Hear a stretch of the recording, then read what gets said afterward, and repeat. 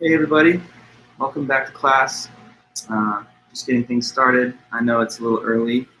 There's about 10 minutes until official class time, so I'm just showing up here in advance to give everybody the best chance to arrive. So for anybody watching this now or later or whenever, hope you're doing great, and we're going to get our philosophy lecture started in just a bit.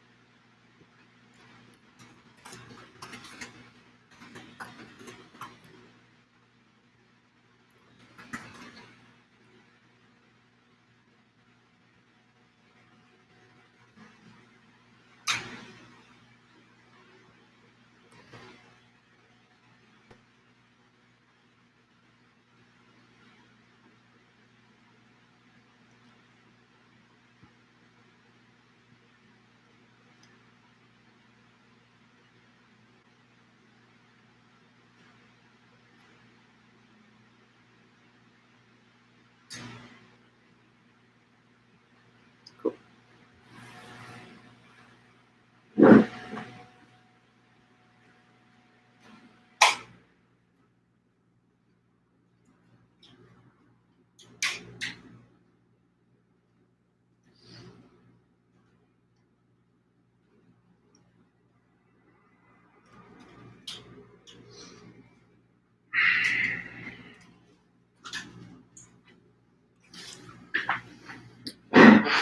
Hey everybody, just a couple of us for now.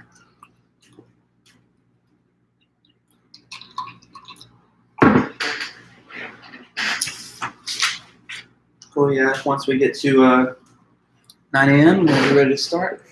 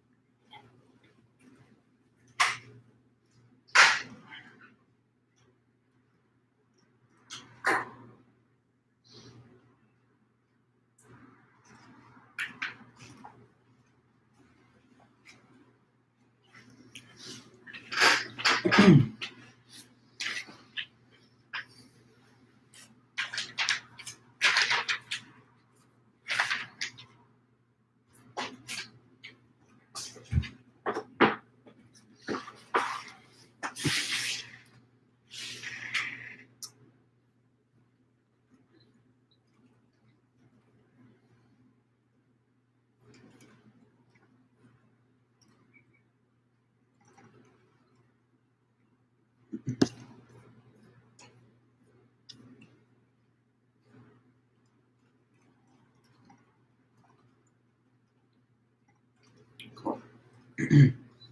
So yeah, just hang in there. Still got about 5 minutes until 9 a.m.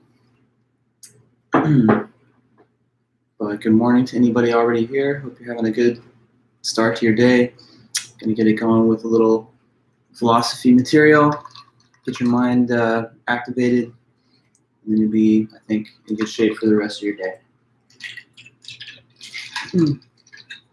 A lot of times the numbers jump up right at the last minute, close to class time. So I assume that's probably how it'll go down today too.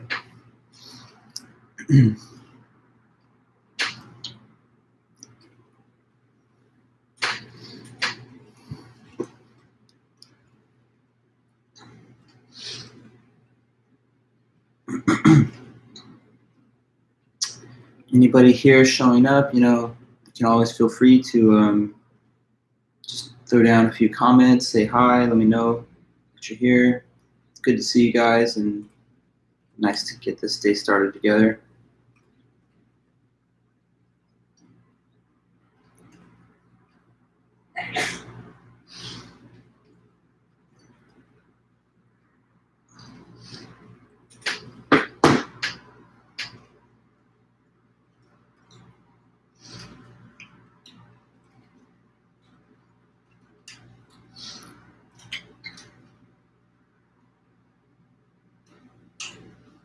Okay.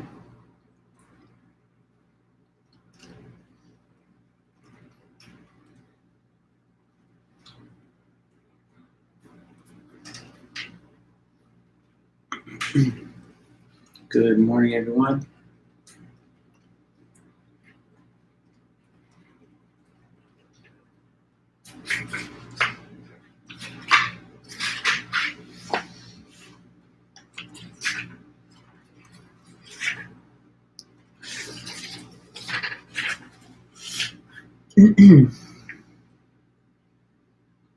Oh, okay. Hi, Dewey. Nice to see you there. Not to worry about the first meeting. It was really just to talk about the syllabus and just get to know each other a little bit. We didn't lecture on Monday, so today's the first real content that you'll want to know for your study and everything. So you're in fine shape. But thanks for letting me know. It's good to know. Okay. A couple more minutes for us, and then we'll get going.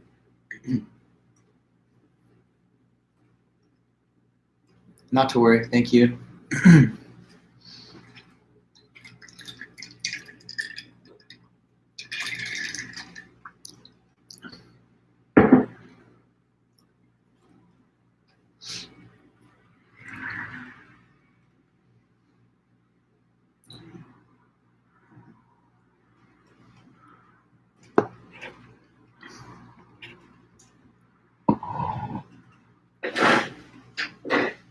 Good morning. Good morning, Celine, and everybody here. A couple minutes before we started off.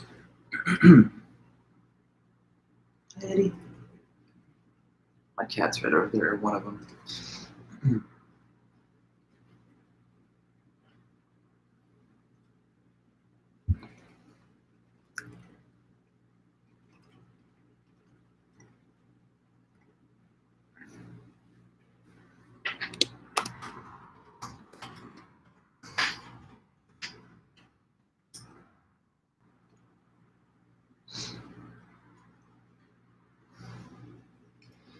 Okay, almost ready to go.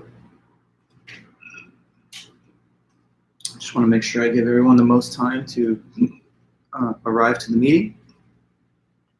So I'm just going to wait until it's exactly 9 or 9 a.m. Pacific Standard Time. So I know some of us might even be in different time zones. And in fact, I'm sure some of us are.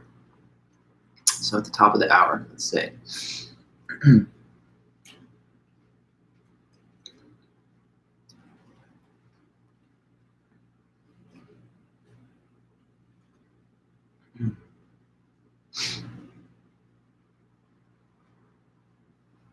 Okay, guys, well, it's 9 a.m., so I'm going to let us get started. Good morning to everybody. Welcome back. Good to see you guys.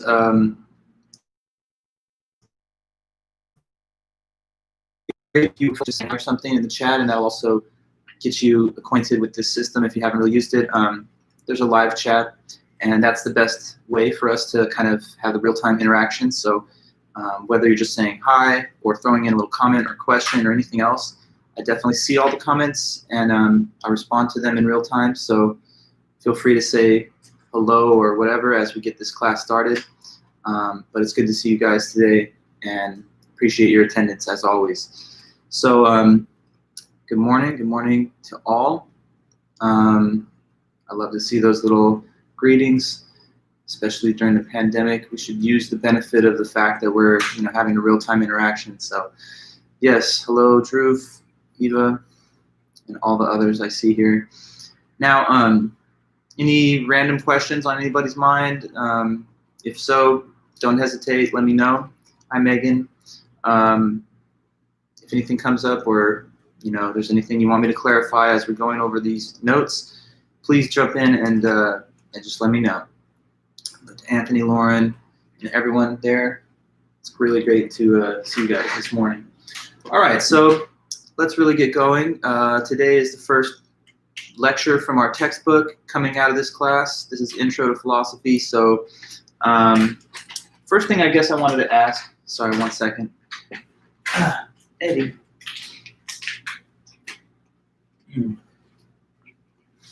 These little kittens are crazy, he's over here trying to like attack a rubber band or something, so I don't want him to accidentally eat it or anything. Okay, so yes, well, this is Intro to Philosophy. I wonder, has anybody in this class ever heard of what the word philosophy means if you go back and you analyze the etymology of the word? I wonder if that's known by any of you guys. If anyone knows that fact, let me hear it. What does philosophy mean in the original kind of breakdown of the origins of the word? Nobody knows that? If you don't know, I'm going to teach you. So sometimes that's something that someone has encountered or come across. So I just see if anyone had that in their mind. But all right, so the word philosophy.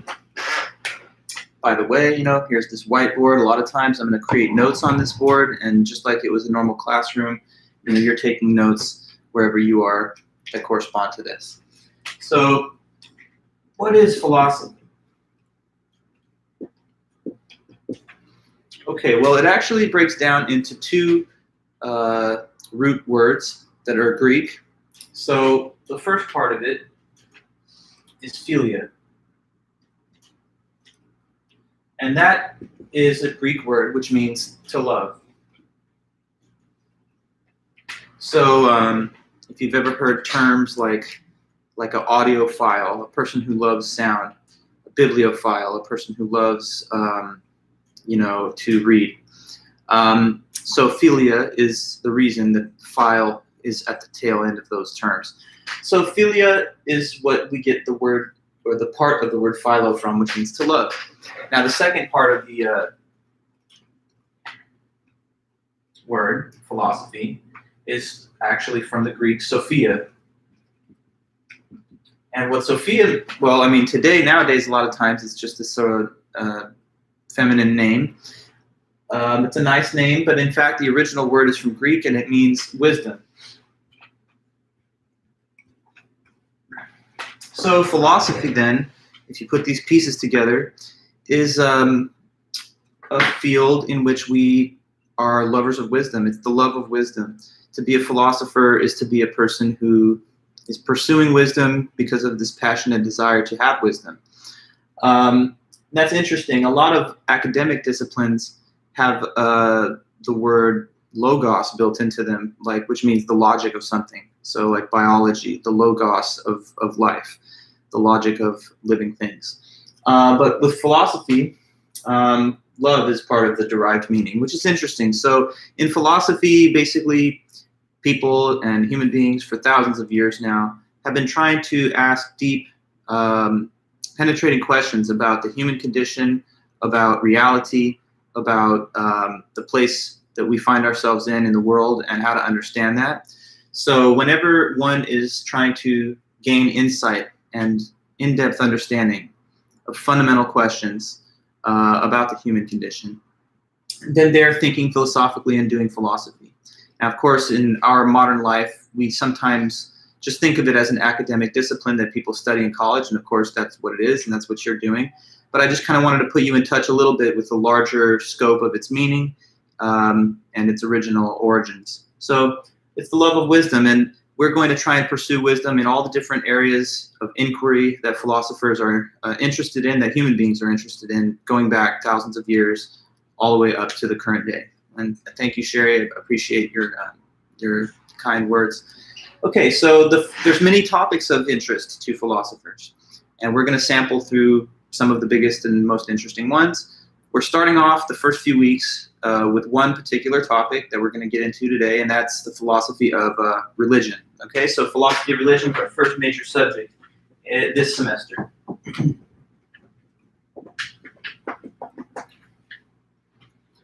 Okay.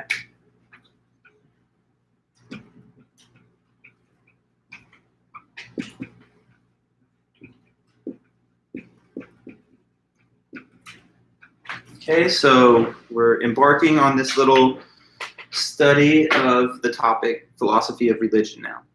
And so within the philosophy of religion, we attempt to examine and clarify the substance and the subject matter of religious belief.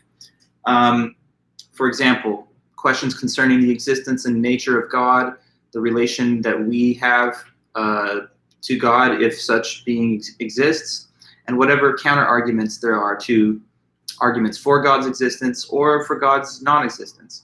So I'm basically going to try and reveal to you guys what are some of the most powerful and famous arguments throughout history for the existence of God, trying to prove that God exists through argument. And then also we'll talk about what objections have been stated in response to those arguments. And that's kind of like a classic feature of philosophy that you're going to see over and over again, that that no position or argument goes unchallenged. Like, so in every single area where we study things in this class, you're going to hear people arguing and giving counter arguments. So there are going to be some who are arguing in favor of the thesis that God exists, and there are going to be some who either criticize those arguments or disagree. So there's always going to be basically like balance. You know, we'll see both sides of each issue and argument, and your task will just be to kind of master the comprehension of the different arguments. And on your own, you might think about which one you find to be the more persuasive to you personally. Okay, so let me introduce a little terminology here that I think is basic, but probably mostly we know these terms, but I just kind of want to make sure that we're thinking of them right now. So there are three major positions when it comes to religion and God. So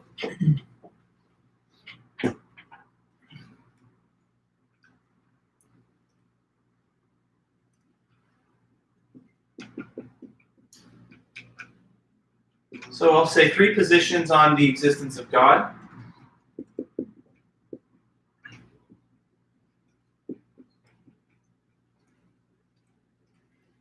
Okay, so one category, one school of thought or one view is what we call theism.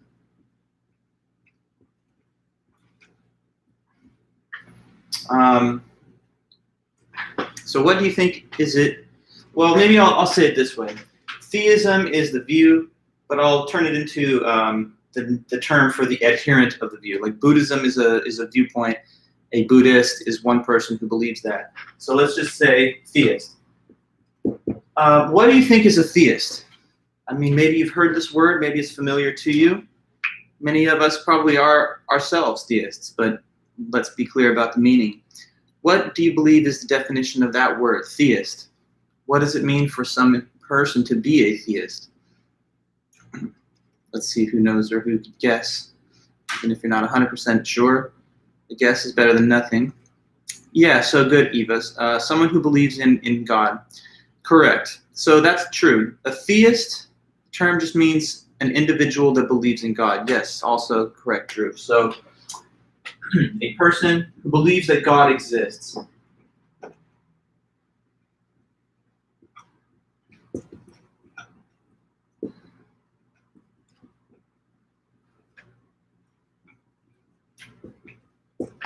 Okay, so an individual who believes that there's a God, or perhaps gods. Any a divine force, perhaps responsible for the creation of the universe, or sort of moral lawgiver and judge. To an individual that believes in such being, that's what we call a theist. And the term is supposed to be understood to span over any different possible religious category of belief. So this could be a Christian or a Jew or Muslim or I don't know, Hindu.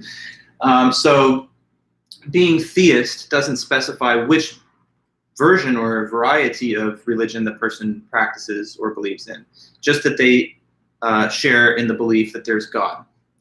Okay, so that's theism, and that's probably the most widespread, at least, view in terms of how many people hold it. I think in our country, it's upwards of 80% people identify as some member of some religious practice or denomination. Okay, so that's one category, but it's not the only one. Of course, to the contrary, there's atheists.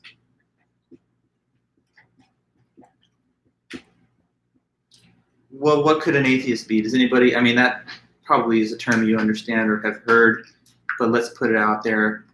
Atheist just means what? This is a different type of person. Not one who, let's say, well, they're not a theist for sure. So does not believe in God. Yeah, someone who does not have the belief that God exists. So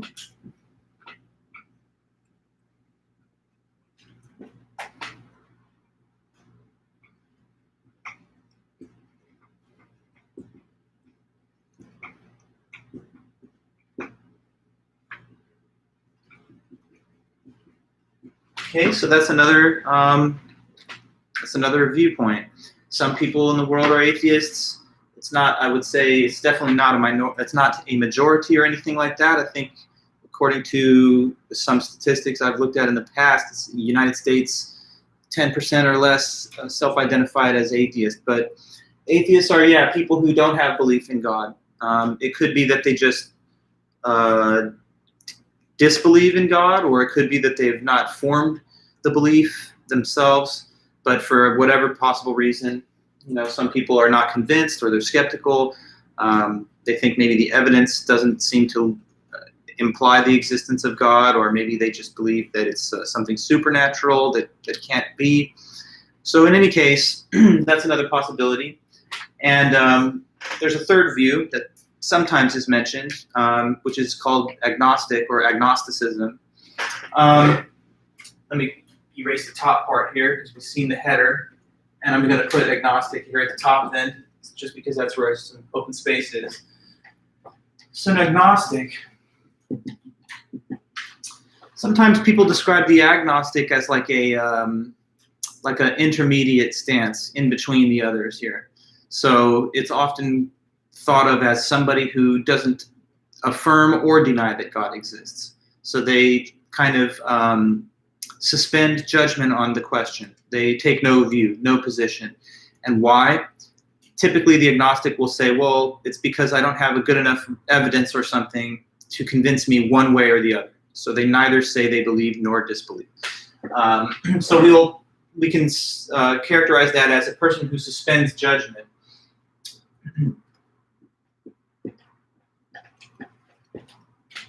Suspends judgment. They don't judge affirmatively or negatively due to what they believe is a perceived lack of evidence.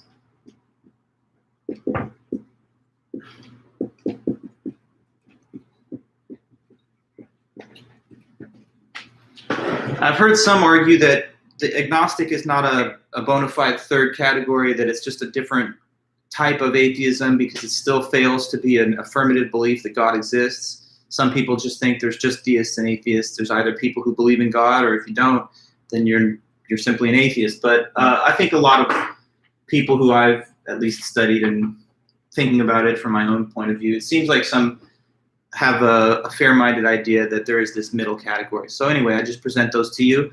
Now, really what we're doing next is we're going to basically examine arguments from all different types of individuals across this spectrum. So we're going to hear what is the best case that can be made, or some of the best arguments that have been made by theists to try and give, rational support for the belief that God exists. What have been some of the most powerful criticisms of those arguments by atheists and others? So we're going to really survey the whole terrain of philosophical debate on this. And we're going to start off today by looking at one of the most powerful, or most classic arguments for God's existence going back 1,000 years. And that is the ontological argument by St. Anselm. So we're going to basically study the most well-known and classical arguments throughout history for the existence of God. So we're taking view of the theists' collection of good arguments for God's existence. And we're also going to come to understand the criticisms and objections that have been formulated against those. Okay, so philosophy sometimes reminds us of law. Like in law, a lawyer, a defense attorney, or a prosecutor has to get up and try to convince some rational panel of jurors about the facts of the case. So they have to try and, let's say, establish guilt or innocence. And then the opposing legal team tries to tear down their arguments. So in philosophy, we see arguments being exchanged back and forth, except we're not concerned with legal questions per se, but large metaphysical questions of interest to the human condition itself. Okay, so let's just begin with one of the first argument for God's existence for our class, and that's coming from a man named St. Anselm. So I'll tell you who St. Anselm was.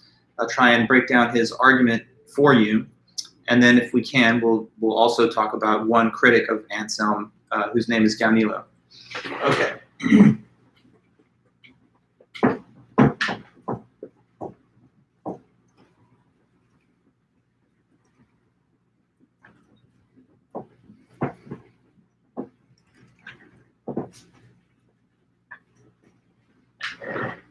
Yeah. Iced tea.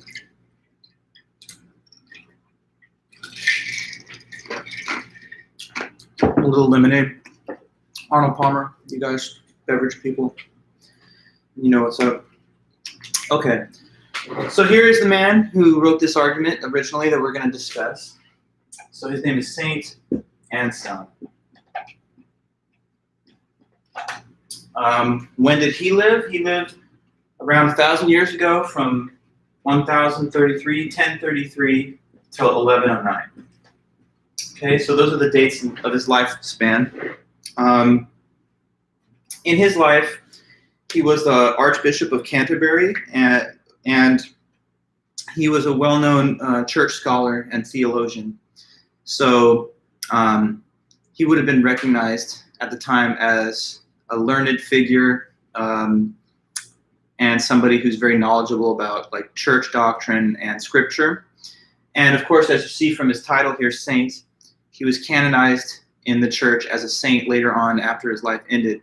So he's actually a quite important historical figure in the history of the Christian church. Of course, Saint Anselm, in the modern breakdown of the church after the schism and everything, we have Protestantism and Catholicism. So I guess you could say a saint in the Catholic Church, but this is all prior to the breakdown of the church into two parts. So at that time, it would have just been the Christian church. So he lived in the medieval period, as you can see from that timeline there. And in around the year 1077, he wrote a big book, and this book was called The Proslogion.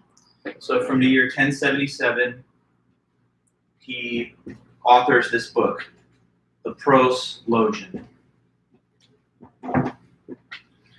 And in that book of his, we get this argument that now we're going to examine, which is called the ontological argument. Okay? Here's the word and the name of the argument.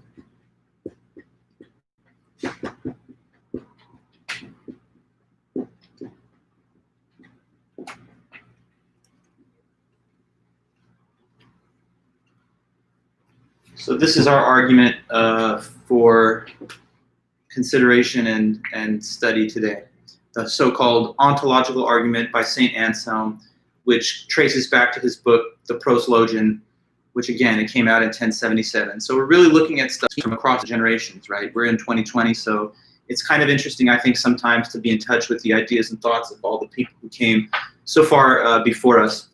Okay, so now that you just see this basic information, the author, his dates, the publication date, and the title of the argument and the article, I'm going to erase that, and we can add some further notes.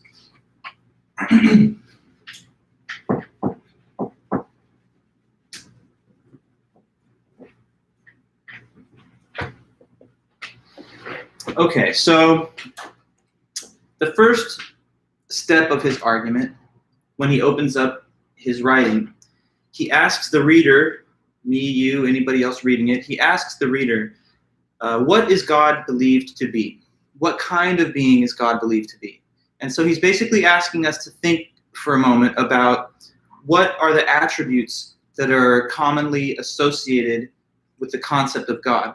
You know, like what qualities or features do we think of when we think of the concept of God?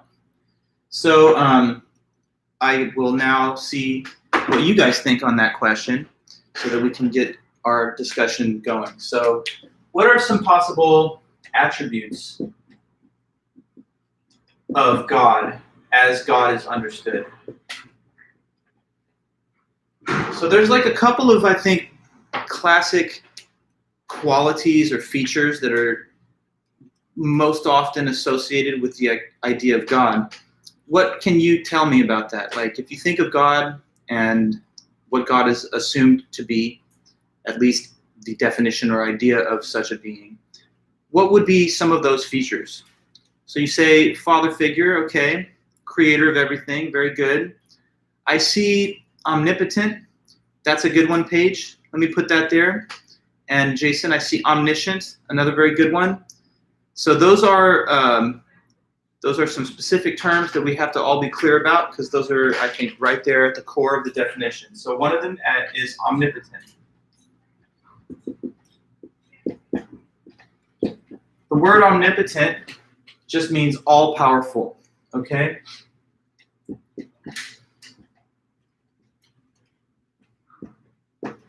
So potent refers to power. Omni means all. So a being that was omnipotent would be all-powerful. All-powerful meaning what? That when it comes to being capable of doing something, God is unlimited in his power and ability. So there's no thing that God could not do merely through his will, because God's power is thought of as unlimited power, not just very powerful, but then there are some things that he's that outstrip his power or that exceed his abilities. God's power is thought to be maximal, unlimited, and absolute. So omnipotent is one of them. That's good. I see also there, Jason, that you've included omniscient. That's another major one. So omniscient.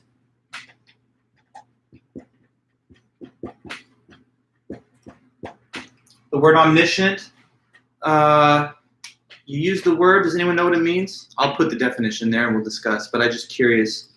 Maybe, and Kylie, very good with omnipresent. I'll definitely list this one as well in a moment. For the time being, though, I want to say, who could tell me, does anyone know about omniscient? It does mean all-knowing. Okay, very good, Megan, right. It's holding all knowledge, all-knowing.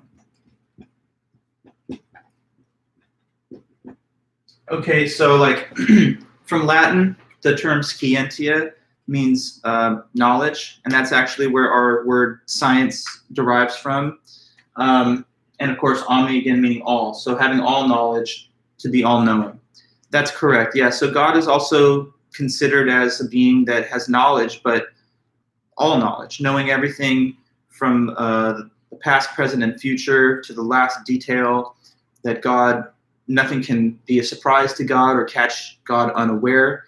God's knowledge is perfect, and it encompasses everything from the smallest microscopic details to the largest cosmic scales of description. So God would be all-knowing and all-powerful. Another one, I guess I'm seeing, Kylie, I saw that you put omnipresent. That's good. That's another one. There's kind of like a big four, so we're 3 ways through it. Omnipresent just means all present.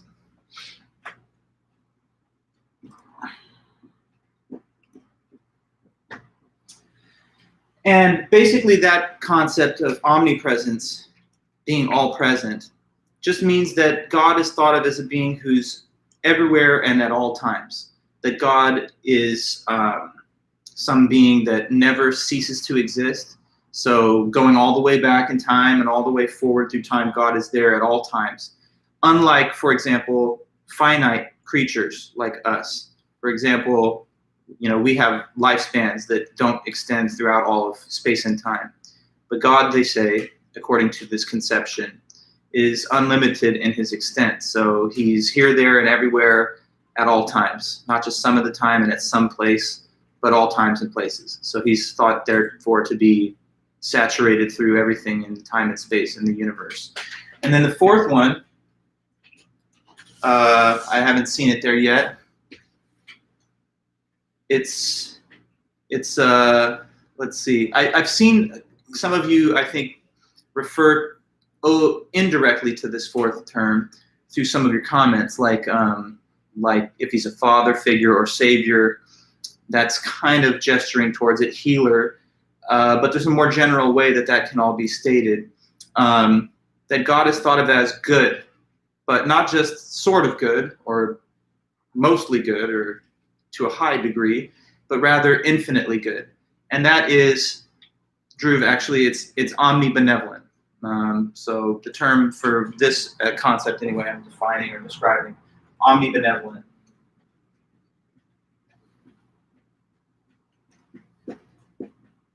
That's all good. Infinitely good and righteous. God is thought of as being, not just this powerful force with all the knowledge, but somehow he's evil or sadistic or malicious, but rather that God is a good force. So even when sometimes people can't see his mysterious ways and how they are supposed to work out for the best, God has a plan and it's all good, and he loves his creatures and the creation. So that's the fourth main concept. Okay, so that's basically the rundown of generic qualities that are thought of as associated with God. Now, what Anselm says after this is that if you pretty much summarize these qualities and get to the heart of what they're saying in essence, you can say that they amount to the claim that God is the greatest conceivable being. Okay, so like if we just take all of these collected attributes and we add them up and put them together, the sum product of all of those can be easily referred to as that God is just thought of as the greatest conceivable being.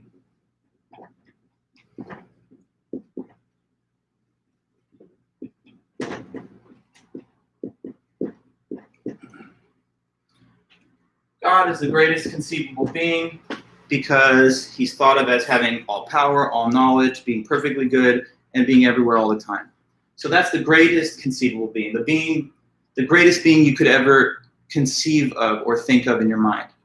The idea here that he's putting on the table is that there's no thing that you could ever think of that's greater than God. Of all the things that you could conceive of, God's the greatest. So God's thought of as the greatest conceivable being. Now, he has a weird way sometimes of phrasing that in his writing, and I just want to make sure that didn't confuse anybody. Sometimes he'll use this term or this wording, that God is the being than which none greater can be conceived.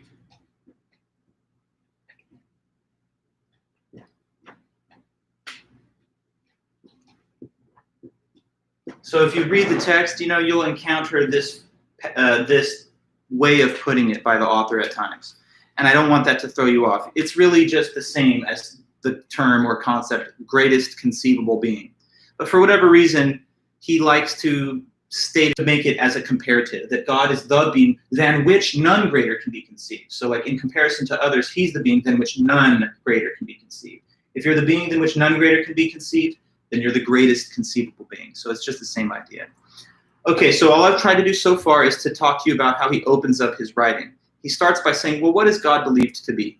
And then he says, well, it's clear. The idea of God is the idea of the greatest conceivable being.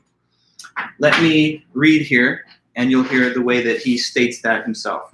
Okay, so on page 15 he says, and he starts this passage by talking to God as though it's directed at God. So he says, well then, Lord, you who give understanding to faith, grant me that I may understand as much as you see fit that you exist as we believe you to exist, and that you are what we believe you to be. Now, we believe that you are something than which nothing greater can be thought. Or can it be that a thing of such a nature does not exist, since, and now he's quoting from scripture in the Psalms, since, quote, the fool has said in his heart there is no God, unquote.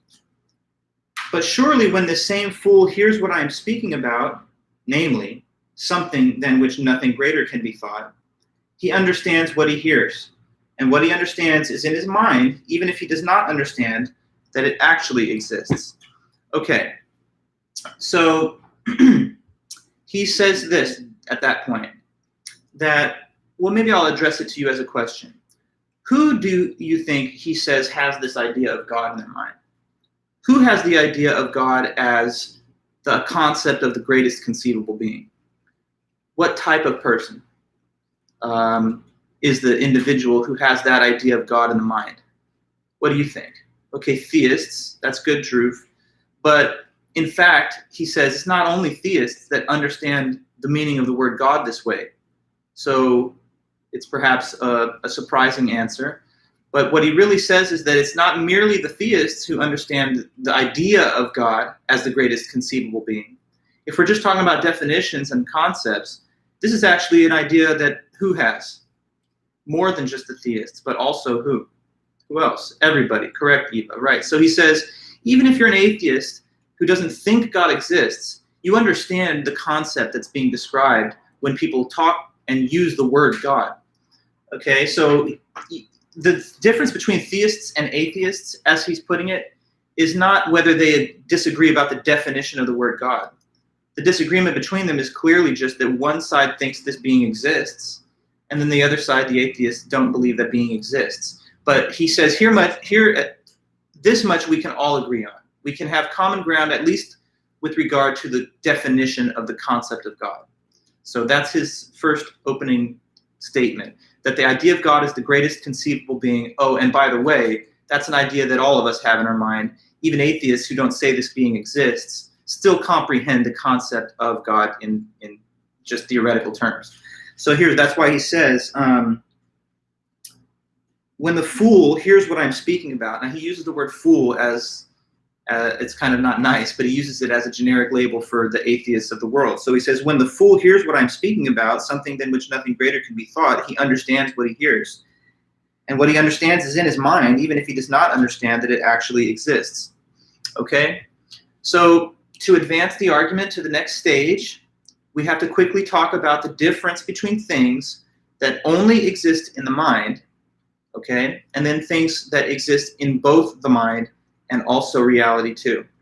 Okay, so I'm going to erase this panel, and then we're going to come up with, I guess, some examples of, on the one hand, things that only exist in the mind, but they're not really real. And then on the other hand, things that do exist in the mind, but also on top of that, they are real, like outside of the mind. Okay?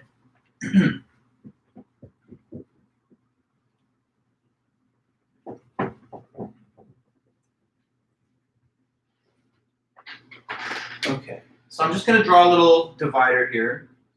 On the top left, I'm labeling exists only in the mind.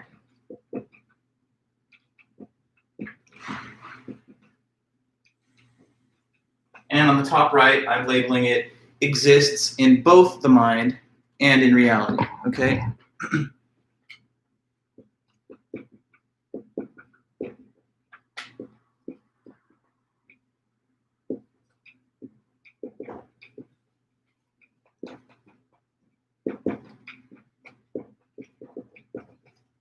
Okay, so help me out. We'll start on the left. Tell me, if you can, some examples of things that they only exist in the mind. Like they're perhaps objects or beings, but they're like fictional made-up beings. They are things that that only exist in the imagination, but they're not actually real life things. So what could be some stuff like that are only in the mind? Okay, you say ghosts, Drew. It's a good example, I would argue, but I don't want it to be too controversial, because some people might say, oh, I don't know, I believe in the supernatural, so I think there really are real-life ghosts. But you're on the right track. Now, you have a like interesting handle there, Gigi, but you say memories, and then Anthony, you saying faith. But those are, I think, also a little too abstract. Also with concern to memories. if you have a memory, the thing you have a memory of could still exist, right? Like I remember when I bought this sweater, but here it is, and I'm still wearing it. So I guess if what you mean is the original events, but according to some theories of space and time, all the events of space-time continue to persist even after the consciousness moves on from them. So let's not get too in the weeds on that stuff, but it's a good attempt, I understand. Let's see, unicorn, that's a very good one, okay guys, I like that. So that's the kind of stuff I'm asking you for here. Unicorn would certainly be a good example.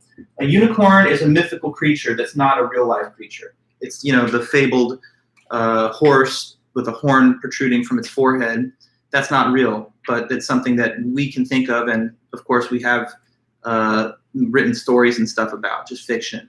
Okay, so aside from the unicorn, Drew, if you talk about superpowers, sure, like we can imagine somebody like Superman who could just fly, but of course the ability to do that doesn't really exist for a human type individual.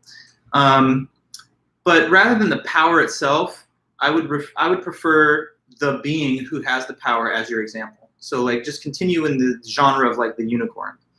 Anything from fiction, anything from film that's not even real, but you know, we have mental concepts of them. Fairies, mermaids, good.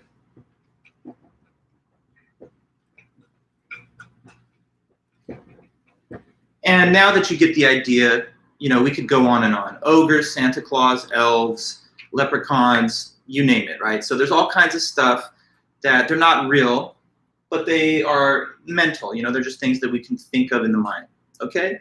Now over here, on this side of the divider, I want to fill in some examples of things that exist in the mind and in reality also.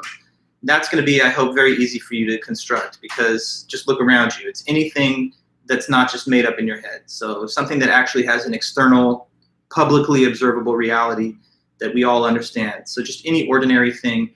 What could be some random stuff that I could throw over here?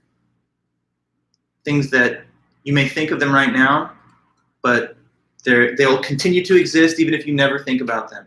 Okay, yeah, so a phone, food, the sky, a book, those are all fine. It's a little bit overly broad though when you say food. I mean, which kind of food, or you know, whatever, but that's fine. Ferris wheel, sure. Also, I'll put some like big public objects that are easy to refer to, like, I don't know, Eiffel Tower or the moon.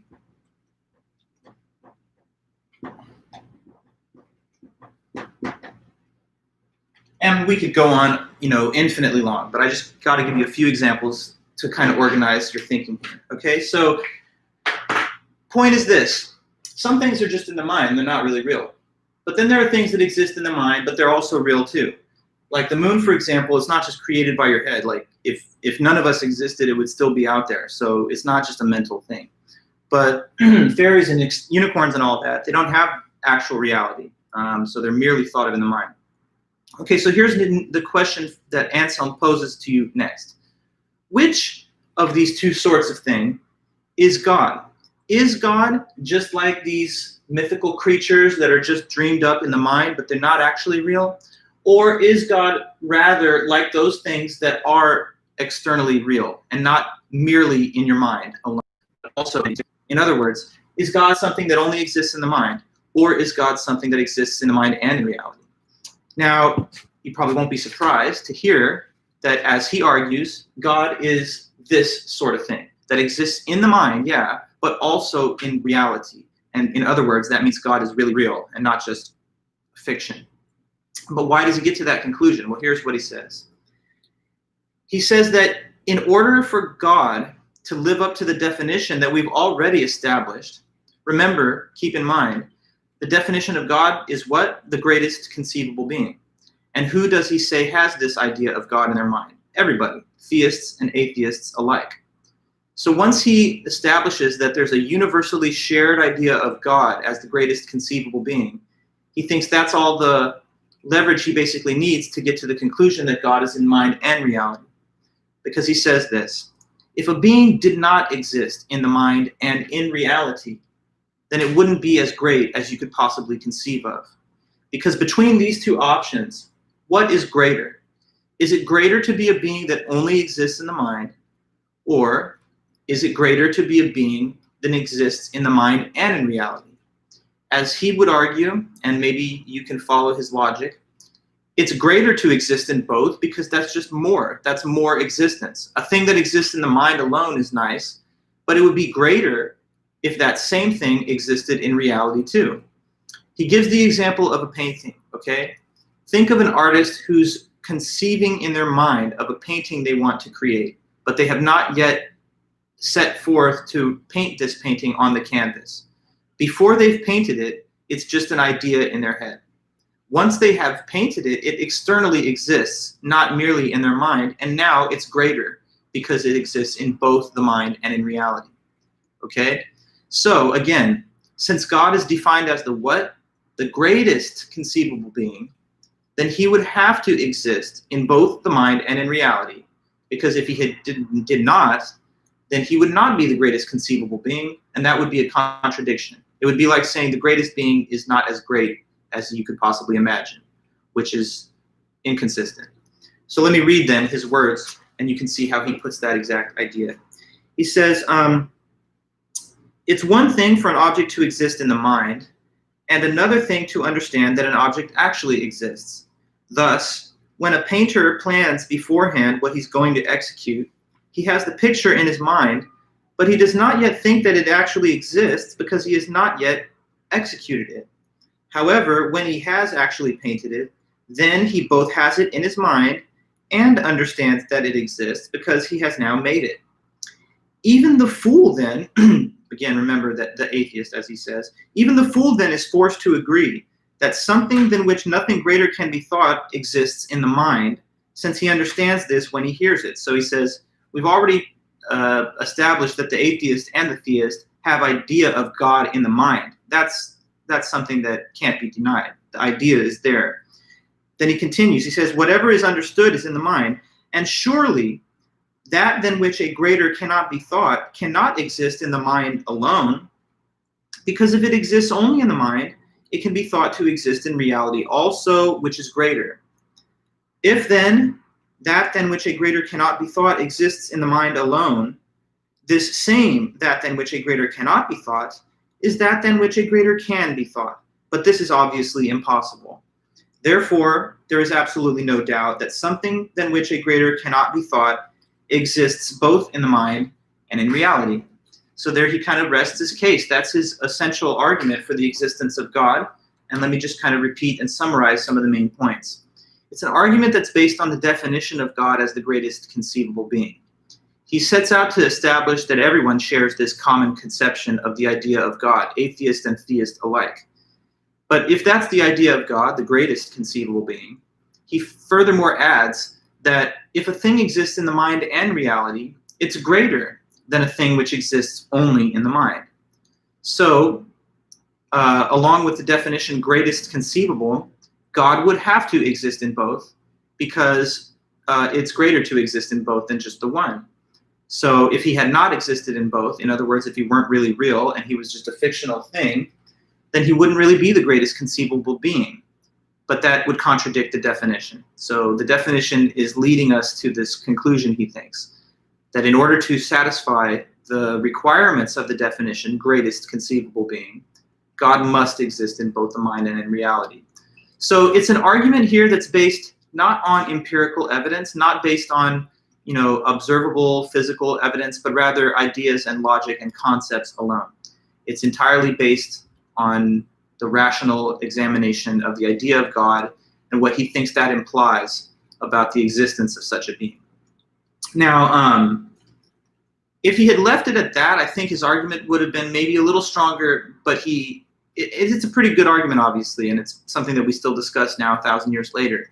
But he continues from there to add an additional claim that, in my view anyway, is a little more on a shaky ground, but here's what he continues to say after that in the second part.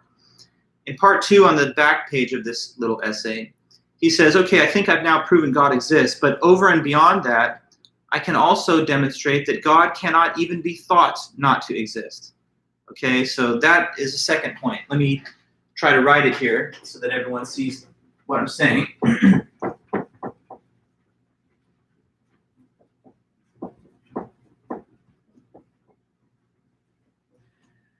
So in the paragraph following that, he goes on to argue that God, not only does he exist, okay, point one, but he continues to add that God cannot even be thought not to exist.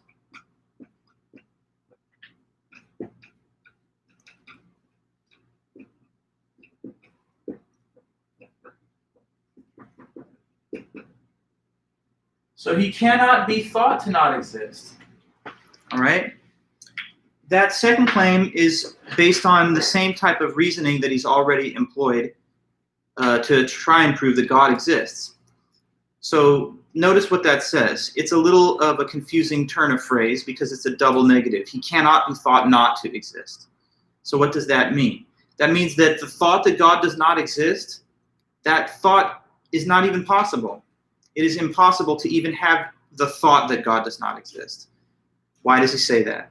Well, again, it has to do with the definition that he's put out there for God. If God is defined as the greatest conceivable being, then there's no way that he could be thought of as non-existent, because if a being can be thought of not to exist, then that being is less perfect and less great than a being that cannot be thought to not exist. So like think of it, for example, this way. Other things can be thought of as not existing. I don't know, take Chapman University, the physical campus. For sure it exists. But can you imagine a possible circumstance that would destroy the campus? Yes, I don't know, maybe if a big asteroid hit it or something, it would just be demolished. So me and you even, and physical objects all around us are things that exist for a time, but you can imagine situations in which they would cease to exist. But God, he is saying, is too great to even be thought of in that way. So the idea of God cannot be thought of as a non-existent thing. Because if it could, then that by itself would deprive God of some greatness. That would make him a little lesser than the greatest conceivable being, which again, he said, would not be possible based on the definition. So, point two, on top of God has to exist in the mind and in reality to live up to this greatest conceivable being definition. On top of that, additional to that, he cannot even be thought to not exist. Okay? Now let me read his words on that, and that's what we'll close with today. We'll pick up on this next time and just finish off this discussion of Anselm's work. He says, certainly this being so truly exists that it cannot be even thought not to exist. For something can be thought to exist that cannot be thought not to exist. And this is greater than that which can be thought not to exist. I know it's a bit of a tongue twister, but as you're following what I'm saying, it should be clear. Hence, if that than which a greater cannot be thought can be thought not to exist, then that than which a greater cannot be thought is not the same as that than which a greater cannot be thought, which is absurd.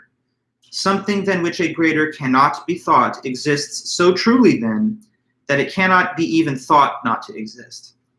And then he talks to God for a moment. He says, and you, Lord God, are this being. You exist so truly, Lord, that you cannot even be thought not to exist.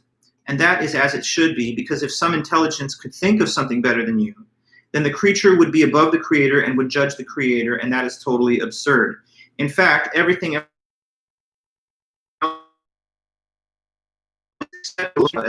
you alone then of all things most truly exist, and therefore of all things possess existence to the highest degree, because anything else does not exist as truly, and so possesses existence to a lesser degree. Why then did the fool say in his heart there is no God, when it is so evident to any rational mind that you of all things exist to the highest degree? Why indeed, unless because he was stupid and a fool? That's not a very good way for him to speak about, his intellectual opponent, the atheist. But, you hear how he puts it, that God cannot be thought of not to exist. So he wonders how the atheists can even think of themselves as having that idea. Now, there's more to say. If you've had any thought in your mind that it seems to me there could be some criticisms or objections to this argument, then you'll enjoy the next lecture where we really go into a host of objections and critical responses to this. So we'll get the balance and we'll hear the other side of it. But for now, anyway, I guess I should let you guys go. As you know, we're watching this on YouTube Live, and the next lesson will also be on YouTube Live. So you'll just tune in again at 9 a.m. on Friday, and we'll continue our discussion of Anselm and this argument. All right, guys? So I'll let you go for now. Thanks everybody for your time today, and hope you have a great rest of your day. And for the moment anyways, take it easy, and I'll see you then. All right, bye-bye. Thank you.